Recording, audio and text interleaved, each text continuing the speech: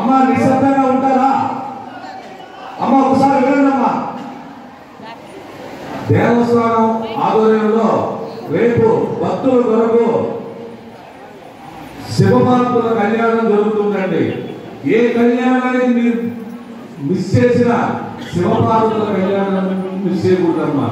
కాబట్టి రేపు సాయంత్రం భక్తులందరూ ఇదే ప్రాంతంలో అత్యంత వైభవంగా జరుగుతుందమ్మా.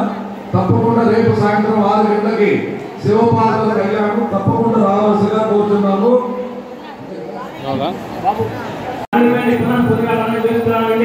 అతి ముఖ్యమైన విషయం ఇంకోటి ఏంటంటే డిసెంబర్ 17వ తారీఖు అంటే శనివారం అయింది.